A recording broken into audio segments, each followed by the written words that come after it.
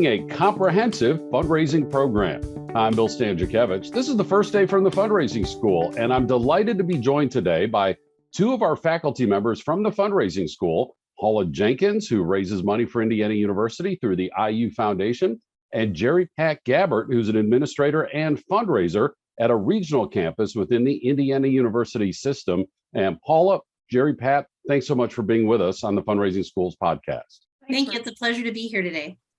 Paula and Jerry Pat are the co-authors of Chapter 12 in Achieving Excellence in Fundraising, the 5th edition of the book, which came out in 2022, building a comprehensive fundraising program. And, you know, Paula, you're a veteran fundraiser. Fundraisers are highly relational. They love spending time with donors, but that's one of the last steps in the process. How important is it to put this comprehensive plan in place before we start meeting face-to-face with our donors?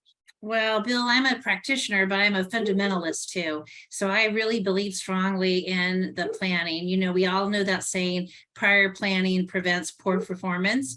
And, you know, in a lot of our fundraising school classes, we spend a good portion of the class on the planning aspect because it's just that important. There's a lot to unpack in this particular chapter, but I think if you don't have a written plan, then it's really hard to know what the game is going to play. Jerry Pat, how about yourself? Again, a veteran fundraiser, a lot of expertise, and you bring that into our classroom at the fundraising school.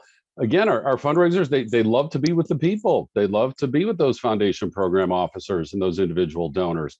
But how important is it to have the plan in place first before moving ahead and meeting with donors? Yes, the plan is absolutely integral to the work that we do in building those relationships and being strategic and intentional about the work that we do. And research tells us, you know, the better our plans, the more effective that we can be in fundraising, whether that's relationship building through annual mail and all the pieces that fundraising can entail. So the plan is critically important to building those relationships. There are 39 chapters in this edition of Achieving Excellence in Fundraising, a wonderful collection of expertise and wisdom from our fundraising school faculty, as well as the faculty and researchers at the Indiana University Lilly Family School of Philanthropy. And Paula, of all the chapters in the book, this one is really about the fundamentals. This is really about the brass tacks techniques of fundraising, tools like the fundraising cycle, the 14-step cycle, the donor pyramid, how to kind of keep in our own minds and plans our donor base organized, and of course the four-legged stool. Can you just kind of talk a little bit about these tools and how these tools are utilized to prepare for successful fundraising? Sure. Thank you, Bill. If you think about the fundraising cycle, and you mentioned there are 14 steps, we go through 12 steps prior to getting to the piece of solicit the gift, which is step number 13. So I think that speaks to the importance of getting sort of all of the pieces in place before actually soliciting the gift. The thing that I really love about the fundraising cycle, though, is that throughout the course of moving through the cycle, at any point, if you're going in the wrong direction, you can recorrect or correct yourself and move back if you need to do more work and gathering more information or implementing more things or maybe trying different strategies. So that's really what I like about that. And when I think about the donor pyramid, I think it really sets forth sort of the steps when we think about, you know, we have this whole universe of potential donors. We always start with somebody who makes a first gift, which is always the most expensive donor to acquire. So obviously, once we do acquire them, we want to renew them. Then after we've renewed them, we want to upgrade them and move them up to special gifts or major gifts, onto capital, and then to sort of the testamentary gift, right? The planned gift. And notice I didn't use any dollar amounts with any of these particular levels because different organizations have different gift thresholds that might be considered an annual gift or a major gift. So it really provides for flexibility and the uniqueness of each individual organization. And if there's a chart that I really love the most, it's probably the four-legged stool, okay? Because I think it really outlines the purpose of the gift and how gifts are generally going to be funded for those particular types of gifts. Jerry, Pat, Paula gave us a great answer from the perspective of the fundraiser. I want to ask you about the nonprofit organization. You know, we at the fundraising school, as you well know, and teach so well for us, is that fundraising is a management process, meaning fundraising needs to be incorporated into the management of the entire nonprofit organization, not to be seen as something over to the side or as an afterthought. How can these tools help the fundraiser ensure that fundraising is integrated into all the management thinking of the nonprofit organization? Yeah, I think that's a really critical point of kind of building this comprehensive plan is the role that everybody within the organization plays. As a fundraising professional, I can be the catalyst for the plan, right? I can initiate it and kind of foster and make sure that we're working through that process. But the entire comprehensive fundraising plan needs to involve everyone. It needs to make sure that the organization provides the resources and allow the fundraiser to be the catalyst for moving that forward. But everyone's time and energy needs to be incorporated into the plan and really think about holistically what that means for a nonprofit. If we are all moving forward and understand the plan, the components of the plan, and our role within that, think about how that could impact the mission of the organization itself and moving that forward, because we're all moving that forward together. So through leadership and understanding the roles and the pieces of the plan and how that moves us all forward together, I think is really critical. Paula, it's so easy with fundraising to have the tyranny of the urgent. And again, folks just want to be able to get out there and fundraise. How much time typically is devoted to planning? And in your preference, do you like to plan annually, every other year? And again, how long are you spending with your colleagues internally, let alone the board and the marketing team and the business folks and the program officers and so forth, to put that plan together before you go out to fundraise? What is the timing element in terms of using these tools? I'd have to think about that, but I think, so say you're a new gift officer or you're new to an organization.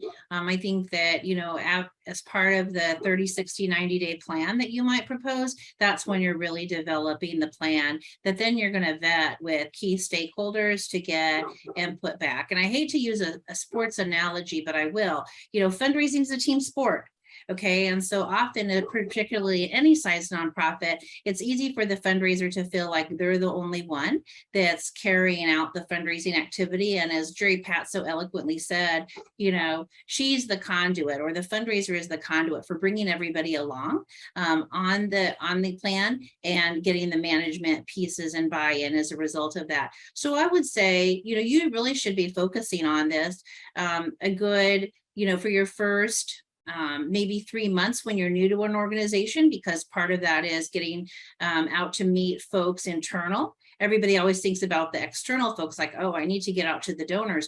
But again, you have to get buy-in from within the organization. So you really need to meet the internal stakeholders at that point in time. And I think it varies, right? So I work with gifts of all size, but the gifts that are on the larger size, I'm going to do planning particularly for that prospective donor and that particular gift each and every time that comes up. Jerry Pat, we've talked about the individual fundraiser. We've talked about kind of imbuing fundraising throughout the whole organization in this planning process. I want to ask you about the donor. How does this help the donor when the fundraiser is well prepared, that the fundraiser has given us a lot of thought and a lot of intentionality? I always like to use, when I teach, the example of, somebody's coming to visit my home, and is the guest room prepared or not? How does this type of planning really serve the donor well, even before the fundraiser makes that contact and has that meeting? I think the organization really understanding and being on the same page, if you will, in terms of the priorities, the vision that they have, and the mission that they want to move forward. So if you take those pieces and bring those to the donor, imagine that intentionality that is there, the strategy that is behind that. So you're really thinking about the philanthropic priorities and vision of the organization and how that relates to the donor and what they're trying to accomplish through their own philanthropic vision. So that's our goal, is to have a conversation and build those relationships around those two pieces. So from a donor's perspective, if an organization has been very thoughtful, as Paula mentioned, brought along those key stakeholders, other colleagues, board members, other volunteers, other constituency groups, as part of their planning process, from a donor's perspective, you're really thinking, oh, this organization, look how strategic that they're being and trying to achieve their mission. And that's something that I, as a donor, want to be a part of. How exciting that they know where they're going, They know how to, move forward that mission. And that's something that I definitely want to be a part of. The donor sees they've got their act together. They've done their Yes. homework. They're very intentional. They're very purposeful. And that can only build the donor's trust in the nonprofit organization and with the fundraiser. I'd like to ask both of you as we conclude here. Paul, I'll start with you, and then Jerry, Pat, same question.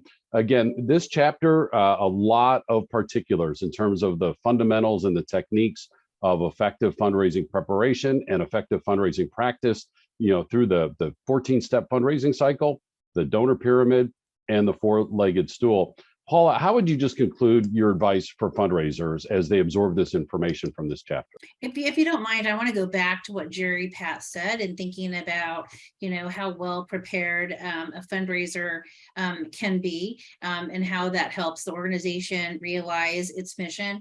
I also think from a donor perspective, it helps the donor figure out how do those institutional priorities overlay with my own value system, because that's when the magic is made. When the two are closely aligned. And so that's why I also think that the preparation piece is really important, because then you have sort of a larger tool bag or arsenal with which to draw as the donor is talking to you about values that they hold dear. And as you're thinking about how might I map up a priority to that. I think there's a lot of really great information, not only in this chapter, but through the whole book. And, if I had one book as a new practitioner to read, this would be the book. Jerry, Pat, how about yourself? Final advice for fundraisers as they consider the information in this chapter. Yes, I echo Paula's sentiment that this is the book. It is the book. And I think the other piece of this chapter specifically in the fundamentals, fundraising through the work that we are doing is a long game. It is not a short one. And this is what this chapter really speaks to, is the importance of planning and the long game and the intentionality and the strategy that kind of goes into the work that we do in order to align those values that Paula mentioned. I think that that's so critical so that we can move that mission forward. So as we go through that planning, remember that it's a long process and not a short sprint. I think can be helpful for organizations as they think about how critical this step is in their fundraising journey. Sharp expertise and wonderful wisdom from Paula Jenkins and Jerry Pat Gabbert. You can see why they are cherished members of our faculty at the Fundraising School, teaching our public courses, about 24 public courses that are in person in more and more locations in the continental United States and online anywhere in the world, both those in-person courses and the online courses, which are live or recorded. We also have custom training that we can bring straight to you, to your nonprofit, to your association, to your region, again, anywhere nationally or internationally. We have our quarterly webinars. We have these free podcasts. And remember, Achieving Excellence in Fundraising, the 5th edition, is now available. And these 39 chapters are informing all of our coursework more than ever before. All this information is available on our website at philanthropy.iupui.edu/the Fundraising School. Again, Chapter 12, Building the Comprehensive Fundraising Program in Achieving Excellence in Fundraising, edition number 5. The co-authors, Paula Jenkins, Jerry Pat Gabbert. Our producers today are Dustin Donovan and Mike Anthony. I'm Bill Stanczykiewicz, and now you are more fully informed on this first day from the Fundraising School.